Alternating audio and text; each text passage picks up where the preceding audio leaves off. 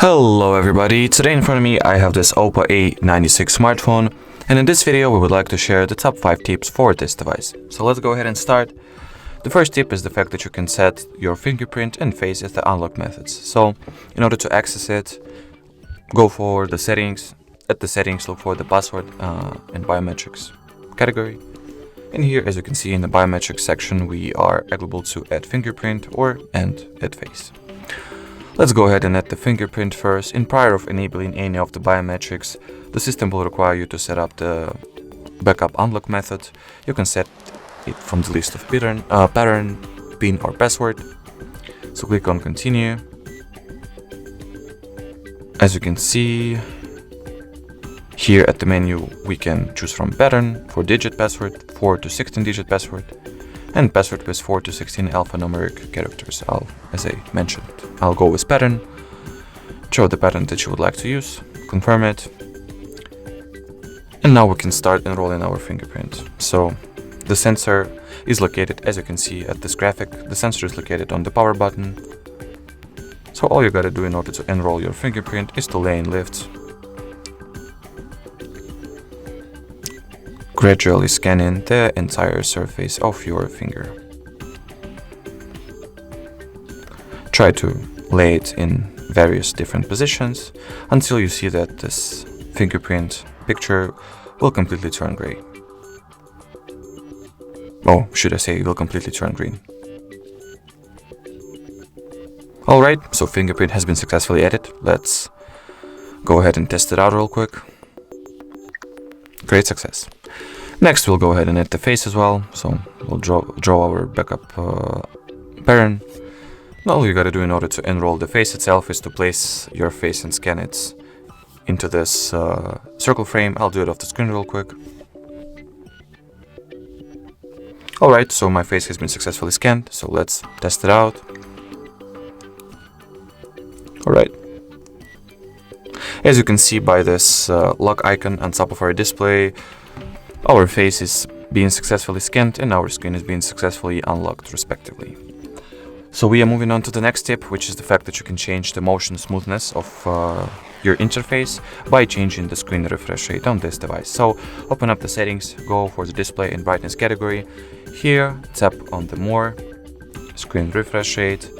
And here you can choose from 3 values. The 60 Hz will get you the better battery life but lesser motion smoothness. The 90 Hz will get you the higher screen refresh rate and smoother user experience. And auto select value will make sure that the most suitable screen refresh rate is set in accordance with the current level of your battery. I'll leave it at 90 Hz, but you just go ahead and choose any value that you'd like the best.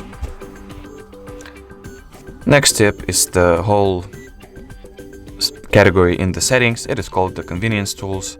So open up the settings, look for the convenience tools category, and here you can configure and set up a lot of things. I'll just show how you can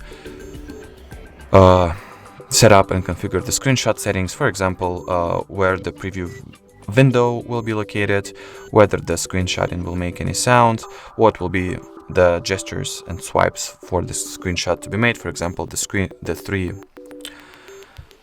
finger swipe down or 3-finger touch and hold will get you the screenshot.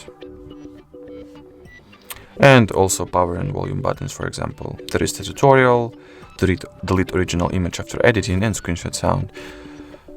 The same way you can regulate and configure the screen record settings as well as some navigation settings, gestures and motions,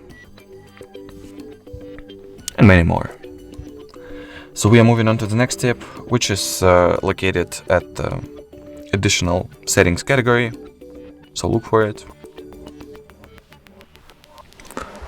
Go for the accessibility section, and here we are able to choose the tap and hold delay. So just scroll down until you stumble upon this touch and hold delay. By altering and adjusting this value, we will set a time before a tap becomes a touch and hold. So there are 3 values to choose from: short, medium or long. You choose whatever fits you best. I'll pretty much satisfied with the short value myself, so I'll just leave it as it is.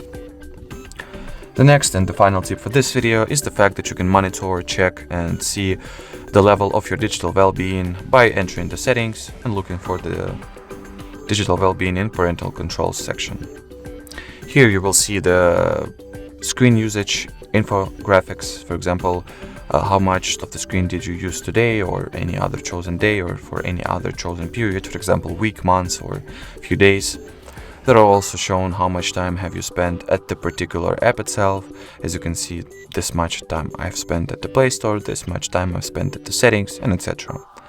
How many unlocks have you made and how many notifications have been received. And there are also all other kinds of handy and useful categories and sections that you can see and that you can alter.